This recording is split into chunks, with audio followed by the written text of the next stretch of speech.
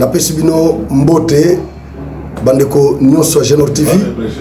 Merci beaucoup pour votre fidélité à notre chaîne bandeko nyonso oyo ba accompagner kabiso na musalo tozo sala musala pasi ba partager kabalie na biso o ba like kaka ba émission na biso napesi bino mbote bandeko nyonso kasombalesa bandeko nyonso ya Kalemi bandeko nyonso yo bakomela kabiso basala ba commentaire.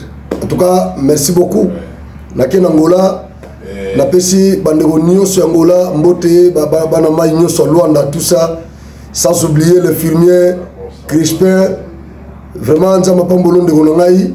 Merci beaucoup pour na bino nyonso obolanda biso. Merci ndeko na bino Franck Aili Susu na ye pona ko solola parce que makambo koloba ezali réquisitoire. Il y a procureur général près la cour de cassation na bureau et assemblée nationale pour lever ba immunité. Il y a pesa autorisation na procureur pour na poursuivre ministre ya finance Nicolas Kazadi na makambo ya ba forage. Donc meke peu ko esquisser Malika Mwana na émission oyo. Procuration lisusu kaka ya même procureur Firmin Vonde, procureur général près la cour de cassation na ba banque nyonso pona ko inventorier ba compte nyonso oyo eza na ba kombo na kombo ya ministre ya finance Nicolas Kazadi.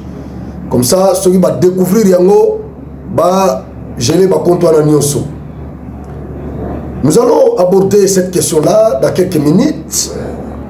Cardinal Ambongo, parce que c'est ça, ce qui défraie la chronique. Cardinal Ambongo, l'homme de coup de gueule, a fléchi. Cardinal Ambongo a fléchi. Bible les osenga biso to respecter ba autorité compétente, ba autorité établie. Bible lobby, toute autorité vient de Dieu. Oui, toute autorité vient de Dieu. Ambongo kutana Félix Sololi, mais eloko oyo ngana kolobela, on a ko telemela awa muke ezali na déclaration ya Ambongo après audience na président de la République devant les caméras des journalistes et les micros des journalistes. La déclaration na ezana élément moko oyo et attiré attention na ngai. Yamonde tokolobela. Vous me connaissez déjà très bien. Merci beaucoup. Tokolobela moi babiloko wana. Je crois na deuxième numéro tokoke na est comme d'habitude parce que bandeko mingi na moni bazako tungisa nga fort ceux qui na lobby makamo est te ba message ezolembisa ngai. Ezolembisa ngai ndeko Franck est ezandenge nini. Avant la bande émission, nous avons dit que nous avons une information est. Donc, nous avons la tête pour nous est. Donc, il y a le deuxième numéro. Mais pour le moment, vous partagez nos liens, vous partagez nos liens, vous partagez nous. Comme ça, tout solo là. Merci beaucoup. Vous aimez, s'il vous plaît. Vous avez déjà connecté à Genor TV. Aimez vidéo, aimez émission. Aimez, s'il vous plaît. Pardon, la bonne lieu. Aimez vidéo wana et vous pouvez dans le monde ba j'aime les mata et vous pouvez avoir courage il y a pour continuer koloba émission et continuer tout ça to bakisa moi ba mungwa moi ba pilipili to bakisa moi ba pandembi moi ba kib magique ba bilo ndengwa tout ça. Alors vous aimez s'il vous plaît aimez yo tikana ozo sala so ozo talangai tikana no aimez dans vidéo aimez nan s'il te plaît aimez nan tika Konyoko langai, ozola nanga pezati na suka, utikeli ngata j'aime te papa, maman. Et maintenant nos vidéos comme ça to continuer. Likambo ya forage, nabana forage, nabana ambongo, pa nazo ambongo. Nazo ambongo notre cardinal à nous les Congolais. Cardinal congolais, Azaki na bras de fer dans l'État congolais. Cardinal congolais, Azaki na bras de fer dans l'État congolais. Ce qui bolani na déclaration naïe, beaucoup a cité mésentente, a cité malentendu, a cité réseaux sociaux, ce qui combien de fois a répété en mobing. Et donc, nous allons tout ça là. Nous respectez-nous, s'il vous plaît. Respectez-nous. Nous allons tous kalikambo na yo. Ceux qui te zui kalikambo na yo, to telemeli yango. Kaza die wana. Nicolas Kazadi on bakita ke na avion. Moi si na ya sala coup de gueule, moi ça Nicolas Kazadi a sala coup de gueule contre le régime, contre Fati. Parce que to telemeli likambo na yi. Israël Moutombo sanctionné par les CESAC. En tant que légaliste, nous avons fléchi la décision, il y a CESAC parce qu'il y a autorité compétente. Mais attention avec la récupération politique. Parce que déjà, déjà Israël, Nicolas Sachembo mangé et politique et côté au moni ba stigmatiser Christa Bosembe pour sanctionner yo ora zakali passa no obenga ke li passa. Non, Christa Bosembe c'est un homme d'état pour le moment. Christa Bosembe c'est journaliste, il est un homme d'état pour le moment. Même ceux qui bobanda kolala na emeto moko bozoli esika moko. Mais ceux qui dérapage ezali Christa Bosembe va sanctionner. C'est tout ce que nous cherchons. Mikolo nyonso ne to tchaka ba coup de gueule na ba plateau oyo. Et loko to loka keza nini. Que l'autorité de la loi soit respectée. C'est tout ce que nous cherchons. Que la loi ne soit pas bafouée. Là où la loi est susceptible de frapper, de sanctionner, qu'elle les sanctionne. Qu'elle les sanctionne. Exactement parce que nous sommes des amis, nous sommes des copains. Alors, ce que Salim Abe, Christa Bosembe, d'ailleurs, même Israël et Sikazali, je crois qu'Israël n'est pas contre Christa Bosembe. Biso bato toujours réfléchir, nos malam, toujours réfléchir, mais tout ça là bien. Nous ne sommes pas contre Christa Bosembe, la décision. Ce qui, Christa Bosembe, a frappé les passanaïs, Oye Abenaka li passa, a frappé ye. Bon, moi, je suis comme nous, bon, namboko sikopo na ngai namboko yo bako kanga nani bako kiko kanga nani qui est-ce qu'on peut interpeller dans ce pays? Ceux qui vont interpeller journalistes, même ceux qui ont pro pouvoir, ceux qui vont interpeller les journalistes pro opposition, attention bande au Kanate bako récupérer yango affaire naie malamo ba continuer la simanae basali bloc pour banda ko sokolae ba bando défendre ye. Ceux qui vont interpeller membres moko ya pouvoir au commun ba opposant balati yango. Mais entre-temps ba dénonçaka malversation, ba dénonçaka gabegie financière, ba dénonçaka kleptocratie dans les chefs de ceux qui gèrent la République. Mais ceux qui justice interpellé kaka moko ya ba gestionnaire Malamoko, ba opposant, ba journaliste pro opposition, ba sali bloc, ba bani ko compatir naie, ba bani ko défendre, ba bani ko attaquer justice. Bon, ce qui justice wane sali le côté, kaka bango moko le susunde, ba so attaquer. Bon, maintenant nous sommes dans quel jungle? Yango biso to landa susu batwa nati. Biloko balobaka tout ça au bazo koma biso to landa kangote. Moi j'aime être subjectif. Je parle, je martèle là où il faudrait marteler.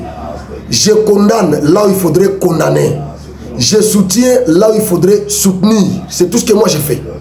Moi je suis patriote, je ne suis pas un militant des partis politiques. Je ne suis pas là un dialéliste, je suis un patriote. Moi, je milite pour les intérêts de la RDC, donc pour l'intérêt général. Et non pour défendre un individu. Fatih a soutenu Nakaye, oui, quand ça marche bien. Et quand ça ne marche pas bien, je ne soutiens pas. Alors, ce qui Christa Bosembe a sanctionné Israël ba opposant état libinoté botikala na opposition bolobela makambo ya intérêt général sanction ya Christa Bosembe likolo ya Israël bazala bandeko bazala mapasa bazala baninga ça ne vous regarde pas boluka ba sujet mususu ya kwa border na opposition na bino bokomika ba récupérateur ba opposant ba récupérateur vous n'avez pas le discours bokomika ba récupérateur na nyonso Christa Bosembe a estimé que l'Ipasanaye a extrapolé, l'Ipasanaye a dérapé, l'Ipasanaye a violé les règles journalistiques, les règles de la presse. L'Ipasanaye est allé au-delà de ce qui est prescrit, même de la déontologie journalistique. Il a trouvé bon. Ce n'est même pas Christa Bosembe, parce que Aïbi Sarabino, vous devez lire les statuts qui régissent les CESAC. Vous allez comprendre que plénière et Zalikolo, il y a Christa Bosembe comme président du CESAC. Oyo plénière est décidé. Bosembe a réfléchi. Et donc, ce n'est pas Bosembe qui a sanctionné Israël, mais c'est la plénière de CESAC. C'est ce que vous devez retenir. Bosembe n'a fait que fléchir à la décision de la plénière et il a signé, c'est fini en tant que président. Mais plénière n'est pas décidé. Alors il faut lire ma statut au lieu de ça là makelele tout ça. Mais sinon les Cambo va sanctionner Israël et ça les Cambo il y a Nicolas Kazadité. La dénonciation oyo Israël a sali, il y a Nicolas Kazadi. Malgré beaucoup condamné Israël, il est allé au-delà, tout ça, les acharnements sur la personne de Nicolas, tout ce que vous pouvez évoquer. Mais les loyaux, justice est commis, éveillé. Les loyaux procureur a déclenché action publique contre les ministres en exercice. Nous disons merci Nafati. Et donc, le travail que Mutombo a fait, ça produit quand même des fruits. Ça produit des fruits. Alors, ceux qui vont sanctionner Israël, vont sanctionner émission Bossolo na politique, voilà, vont sanctionner Bossolo na politique. Émission Israël Mutombo. Mais c'est le but que ça sanctionne un journaliste parce que c'est tout ce qu'il fait. Mais tant qu'on va sanctionner Yango, c'est que Yépe, moyen ça lango, ils étaient parce que balobi et qu'on les gâte la chaîne, on a été qu'on les gâte la chaîne, on va te et qu'on les gâte. On va sanctionner émission. Ceux qui vont sanctionner émission et Bossolo la politique, ils ont un coup de gueule à Mutombo ou bien enquête naïe sur Makambouana, il y a forage. Il y a surfacturation. Na contrat wana il y a construction de forage. Non. Mais Ezande na coup de gueule où il y a sali contre Christophe Mbosoko Diapwanga. Parce que réalité penakati eza mususu. Je crois qu'il y a aborda qui question wana que Christophe ce n'est pas lui qui bloquait ou qui freinait l'élection du bureau. Ce n'est pas Christophe Mbosoko Diapwanga. Parce que na tuna qui question en vertu de quelle disposition il y a règlement intérieur et Assemblée nationale, il y a constitution, oyo ezo pesa Christophe pouvoir wana ezate. Na yebisa ki bino soki ba élection et salemaki na date prévue, c'est parce que ba député ou bazaki ba député ba linga ki ba voter na ba linga ba za ba candidat bango nyonso ba kenda na ba élection ya ba sénateur. Nalobaki yango ebolandaki Augustin Kabou ya sur top Congo yépe arracher ne lokwana. Mais moi j'en avais dit avant. Et donc c'était pas lui. Ce qu'on a mis dans au bureau, dans au io sacré et sali et composé ticket nango. Mbalamoko contestation et bandit, tout le monde collectif, ceux qui a député, oui, collectif, il y a député, des députés républicains, tout ça. Telemi, Malamoko, c'est improvisé. Babani ko attaquer quelques membres. Il y a ticket, il y a union sacrée. Nous sommes dans le baki déjà dans la salle qui est mission dans le baki. Et n'a pas ça qui raison. J'ai dit ça. J'en ai évoqué dans une émission ici. Nazaki peut offusquer. Comme on a reçu sous président Bosso qui était président Akoma, deuxième vice-président. Pour nous, on a la guité. Mais après, quand on a étudié qui en bien, j'avais compris que c'était une stratégie. Il y a union sacrée pour encadrer Vital Kamerhe. Naba ambition nae démesurée. Il doit être encadré. Le bureau est assorti de têtes bien faites. Premier vice-président, professeur Chilumbaï. Jean-Claude Chilumbaï. Deuxième vice-président, Christophe Mbosoko Diapwanga. Il y a autos à la président. Il y a un contact. Aujourd'hui, Jacques Joly comme rapporteur. Donc, bureau est assorti dans ma tête pour encadrer Vital Kamerhe. Pour faire échouer Fatite. C'est ça la stratégie. Alors, dans le Bakiam. Mais tant que Israël a lobby, n'a pas langage facile, à bêta un plan, bambo dîner na maison au bêta. Alors, c'est ça à mon que non, il est allé au-delà. Voilà pourquoi, sanctionner Bossolo la politique, et ça peut m'embêter. Et ça m'embêter. Alors, j'aborde maintenant la question. Il y a Nicolas Kazadi. Nalobaki ne mission moko awa. Nicolas Kazadi, comme candidat sénateur, a Kenaki Mbushuma et Kosala, campagne naye, na moment ba élection on a ba sénateur. A vieux Zelaye na report Andili, na mwasi na ba na poba kende na Europe. Et ça période de facha kende ki Europe wana. Dans zongi a matin avion, ba service, il y a l'état. Ba ke ba kitisi bah, il dit sinon toi tu ne voyages pas. Moi si à Nicolas Kazadi à Fachaki. Maman Fachaki contre le régime. Alobi nyoso mobali nanga sali lelo o bozo futaye yango wana.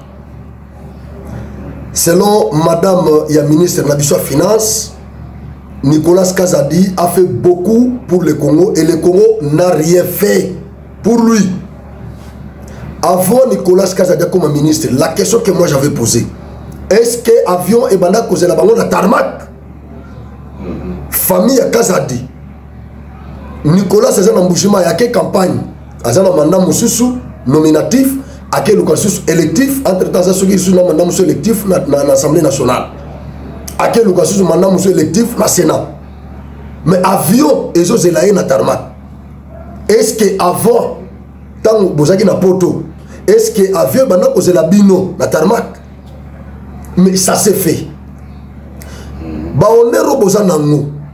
Est-ce que Nicolas ayaki na on a pouvoir ou bien pouvoir ya Congo ndepesiye? Alors elokwana e shokaki ngai. Pona nini komona ke na Congo mutu nyonso koya musoko ya na lipapa. Congo epese mapango, Congo epese mituka, Congo epese nyonso. Mais soka nango famille na e so balinga poursuivre famille na e babano sa la coup de gueule contre le Congo. Oh non, il a fait tout pour le Congo, il a fait ça pour le Congo, mais pourquoi vous ne citez pas ce que le Congo fait pour vos maris? C'est ce qui nous offusque. C'est tout ce qui nous offusque. Pourquoi vous ne citez pas ce que le Congo fait pour vos maris? Vous devez être sincère. Yamona Lubaki, l'article 99 de la Constitution du 18 février 2006 doit être impérativement en applicabilité dans ce pays. Où il y a un pouvoir, qu'est-ce que tu as?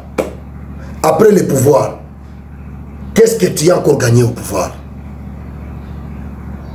Patrimoine nayo, il faut l'identifier par la Cour constitutionnelle avant ton accession au pouvoir. Et après le pouvoir, après le mandat, il faut que ce patrimoine soit encore identifié. pour te matana kimia na mboko yo. Alors makambo ya forage na sina salaki ba émission na lobaki yango Israël nenga lobaki yango ba journaliste belé ba bordé yango ba analyste politique tout ça. Nous tous nous étions offusqués, surtout ngai muto na zo bisabino. Pourquoi j'étais offusqué? Parce que na bisaki bino ke na Kasai central on a la preuve. En série à Kasai central à Sangui Sabiso en sera confirmé que Nicolas Kazadi andimi que a débloqué 35 millions pour la construction Yachit Mbombo pour la électrifier province à Kasai central. O ezana molili ti lelo.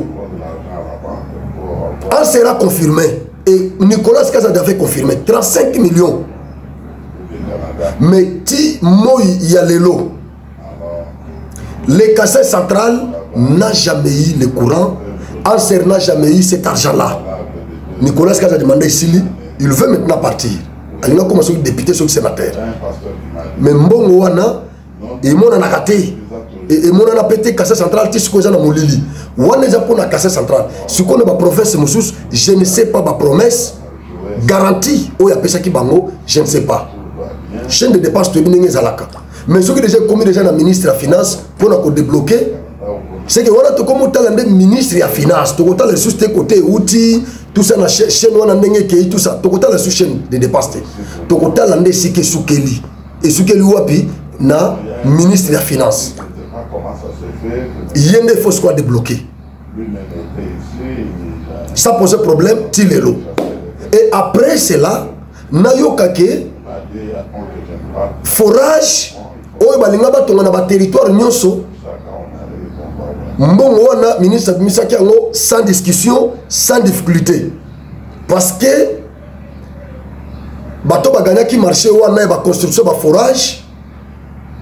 Basa ba transparent, ya ministre mbongo wana bimi sans difficulté, forage moko soki 290 quelques mille dollars pour la forage moko. Balampadaire 5 000 dollars. Banquette et salami. Banquette et salami. Les gens ont découvert que et si lampadaire c'est moins de 1000 dollars. Bon, na installation na nyonso ko na taba 1000 quelque chose. Na ba transport nyonso taba 1500. Maximum 1500. Mais et que na ba 5000. Mbongo wana ebima mbangu. Mais balampadaire et mon anati. Ça pose problème. C'est quoi il faut te poser la question. Baza est belé au ba concourir na contrat wana. Mais qu'est-ce qui fait que quand le ministre de la Finance n'a pas poursuivi? Est-ce que le procureur a dit bon? Question mark. Ministre du développement rural. Parce que ça, na secteur naï, il est aussi cité là-bas. Bureau de contrôle des marchés publics. Je crois que c'est là qui contrôle. Mais qu'est-ce qui fait que Kazadinda a poursuivi? C'est la question que nous devons nous poser. C'est la question que nous devons nous poser. Donc, il y a Anguissou Roche. Souci à Batounion, c'est que tout le monde a rappelé le ministre déféré en justice. C'est ça notre souci, c'est ça l'état de droit. Tout le monde a appelé le ministre, tout ça, la Félix Babouroui, nous avons beaucoup de kleptocrates, tout ça, bazo détourner Bambongo, bazo corrompre, tout ça, bazo est belé dans le régime. Même lui en a reconnu. Mais pourquoi tous ces gens-là ne sont pas déférés en justice? Pourquoi ils ne sont pas poursuivis? Et aujourd'hui, le bureau de l'Assemblée nationale est saisi par le réquisitoire du procureur général. Ce type-là fait peur. Firmé fondé. Il fait peur. Ouais. Ministre de la Finance, tout puissant. Tout puissant, poursuivi.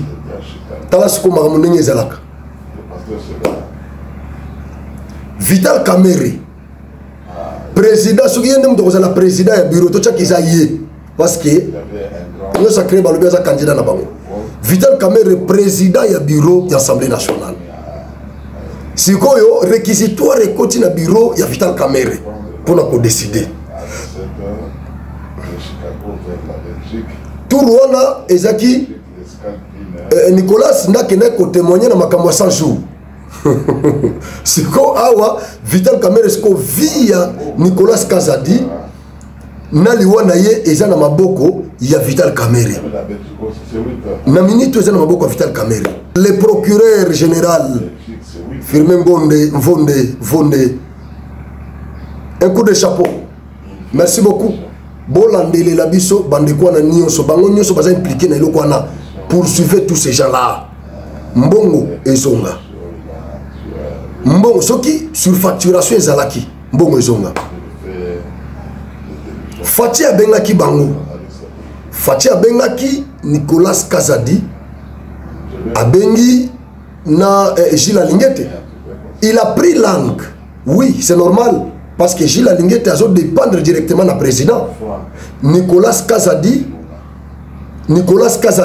as un ministre, il y a gouvernement, donc il y a exécutif, il y a chef de l'État.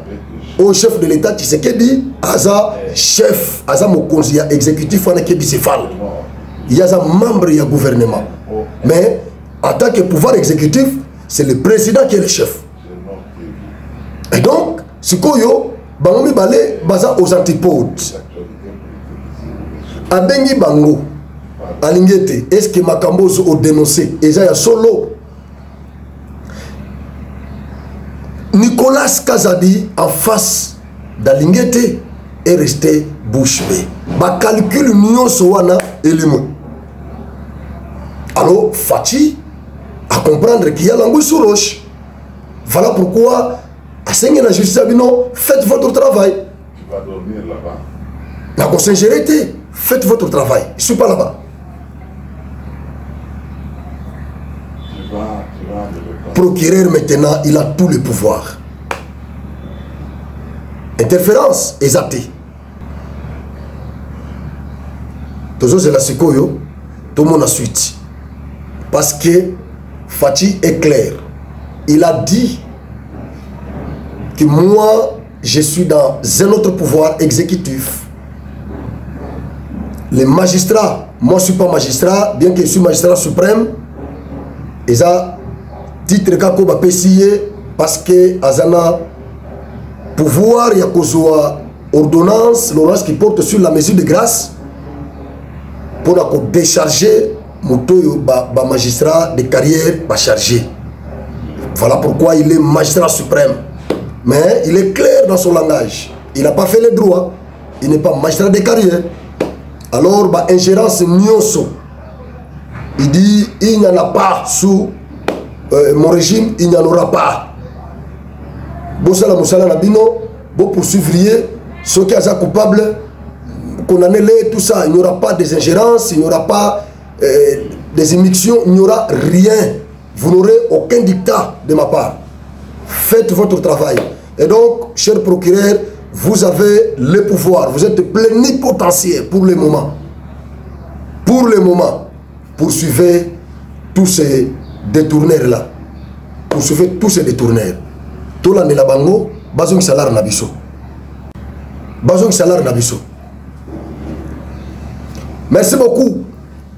Maintenant, j'aborde la question de Mbongo, le cardinal congolais, notre cardinal à nous. Notre cardinal, il y a écoute commentaire de l'été. Bref, cardinal a question pardon. Cardinal a comprendre que non, que ça la bras de fer, na président, chef de l'État plénipotentiaire. Vous pouvez imaginer. Mbongo n'est qu'un simple cardinal pour l'église catholique. Tshisekedi, lui-même là, ce n'est pas moi, c'est la constitution que nous avons. C'est la constitution en vigueur en RDC. Il est le président de la République. Il est le garant du bon fonctionnement des institutions.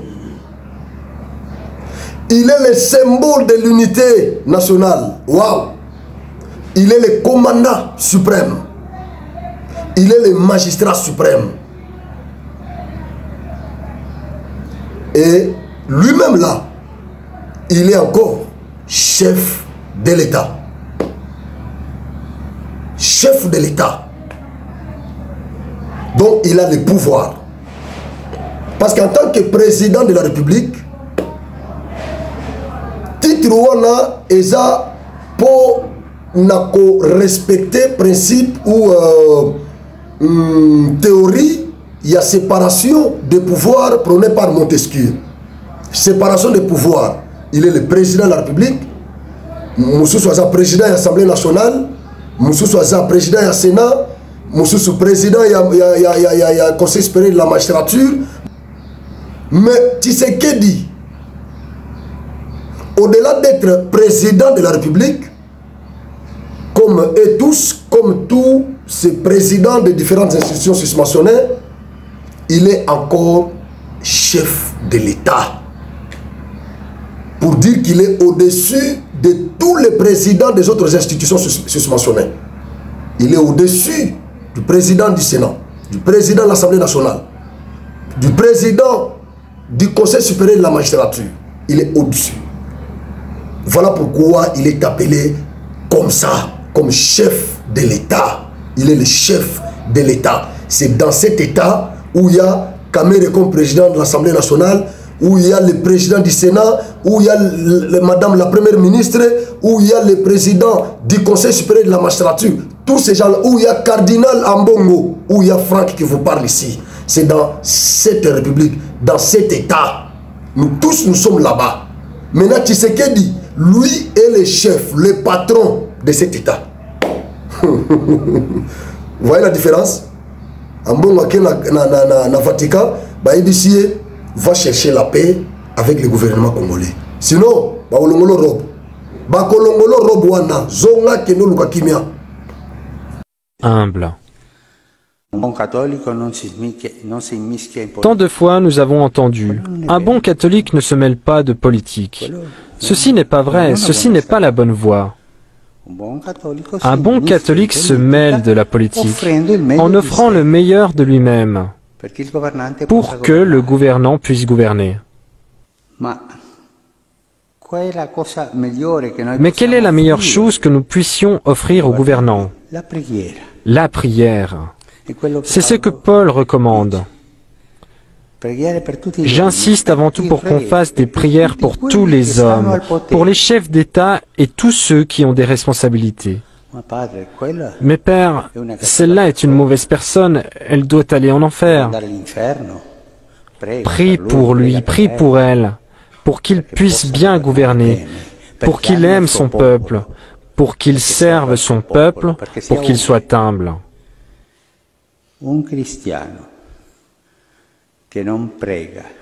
Un chrétien qui ne prie pas pour les gouvernants n'est pas un bon chrétien. Mais Père, comment prier pour cette personne qui est quelqu'un qui ne va pas? Prie pour qu'il se convertisse. Il est rentré par le canal de la première ministre à Koutanina, président chef de l'État. Chef de l'État, Ayambiye. Aboya kina no koyambayi. Po Tshisekedi wana bo monde ga sika ninga sika sobo landi. Tshisekedi est mordant. Kaka ninga zo sika ambongo yo ki déjà Tshisekedi na ba interview en Europe. Ba tunia lobby, nul n'est au-dessus de la loi. La loi est au-dessus de tout le monde. Congolais Mokwaza Likolo la loi azate dans un état de droit. Batuna Christophe Lutundula ya lobby et un accord mon côté convention mon côté protocole d'accord mon côté na Vatican oyo ezako exonérer ba cardinaux ba prêtre tout ça ezate. Ministre des Affaires étrangères na lobby ezate. Alors cardinal ayoki ba langage wana bato yo soki na landi bango soki na kebite na landi bato bazo tetenga ba katumbi na ba fayulo oyo bazo nga basala marche ba kosala marche wana menga déjà na prison. Et dans la prison, Balongolingaï, Moussabi. Alors il devait faire la paix avec les chefs de l'État. Si vous yoka et lokoyo ambonga lobby, Potosi Lissa. Potosi Lissa. Migolo na zobino suta ibelete. Migolo zagaga, beti mbaramoko, tosilani. La déclaration parti. Au sujet de ces déclarations, le prélat a dit qu'il s'est agi de malentendus. Je crois que nous nous retrouvons sur un seul point. En tant que chef de l'État, ce n'est pas moi, n'a expliqué bien pourquoi il est appelé chef de l'État. Parce que dans cet État, Ambongo est là. Toutes les institutions sont là-bas. Il est reconnu comme arbitre des institutions. Ambongo l'a reconnu comme chef de l'État. Il dit, en tant que chef de l'État, son souci est le bien du peuple congolais. Ça, c'est Ambongo qui dit, ce n'est pas Franck. C'est Ambongo, la même bouche qui avait traité Tshisekedi hier de prédateurs. Des prédateurs. C'est la même bouche qui traite Tshisekedi aujourd'hui de chef de l'État, de quelqu'un qui a les soucis de bien-être du peuple congolais. C'est toujours la même bouche. La même bouche qui avait traité Tshisekedi hier des mercenaires occidentaux. Il travaille pour les Occidentaux, un prédateur. C'est la même bouche aujourd'hui qui traite Tshisekedi de quelqu'un qui a les soucis de la population.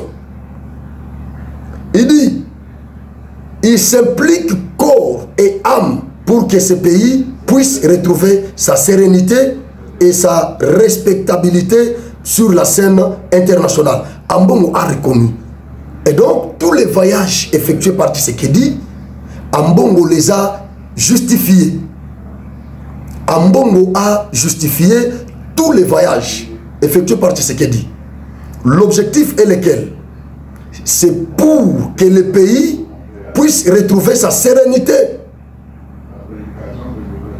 et sa respectabilité sur la scène internationale. Voilà pourquoi Tshisekedi est toujours dans des avions.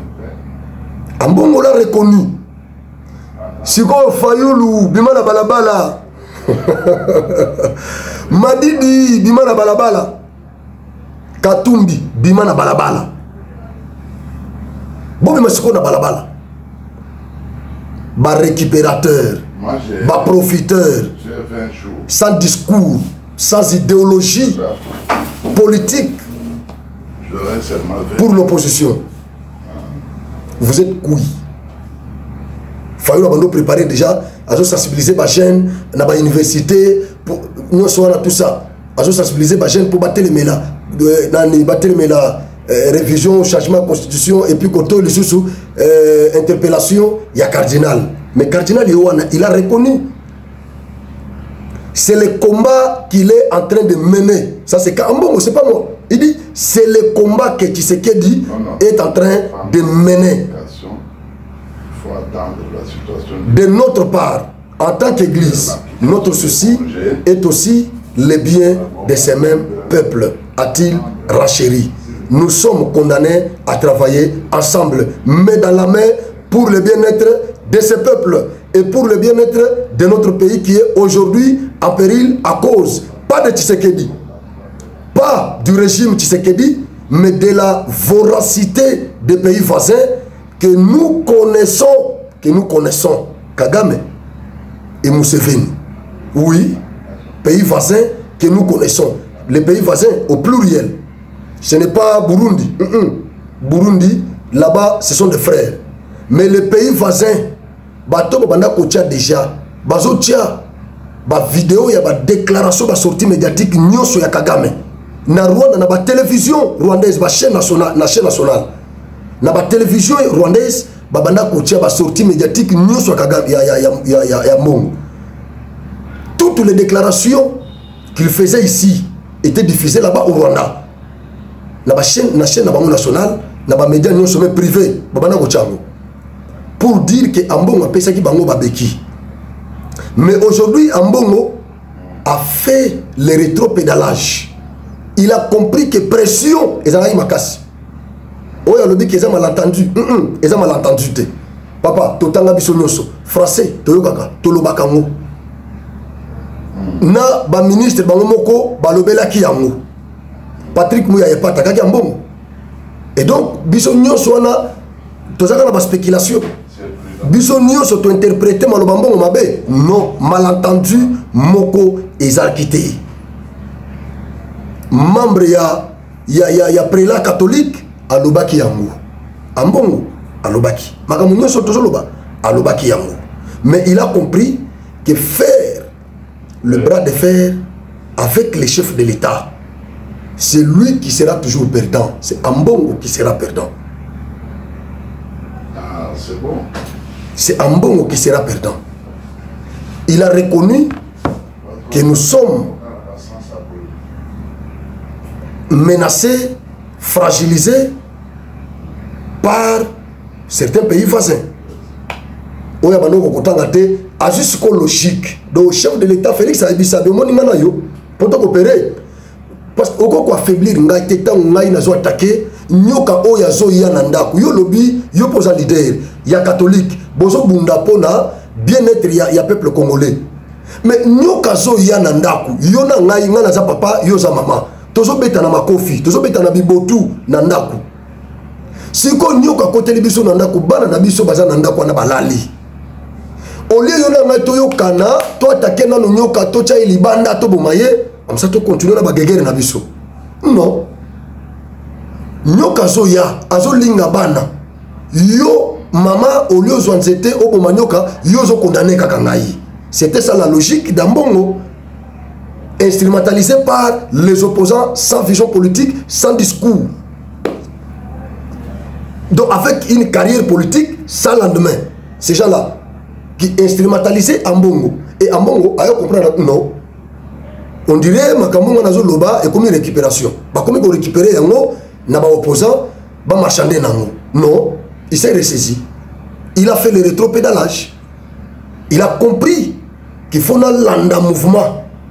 Côté Maïzocho, la Nakende. Ce n'est pas Tshisekedi qui a cherché Ambongo. Parce que Tshisekedi n'est pas dans un état de faiblesse. Pour la bonne précision, c'est Ambongo qui a cherché Tshisekedi par le biais de la première ministre. Oui. Ndebayambie, Abimi, na Esengo, Azo Seka, tout ça. Na tala photo wana, omona elongi Ambongo. Na affiché, na illustré photo wana. Omona elongi Ambongo. Omona elongi Ambongo. Voilà. Donc, Azan Esengo. Merci beaucoup. Tokutani na numéro mususu.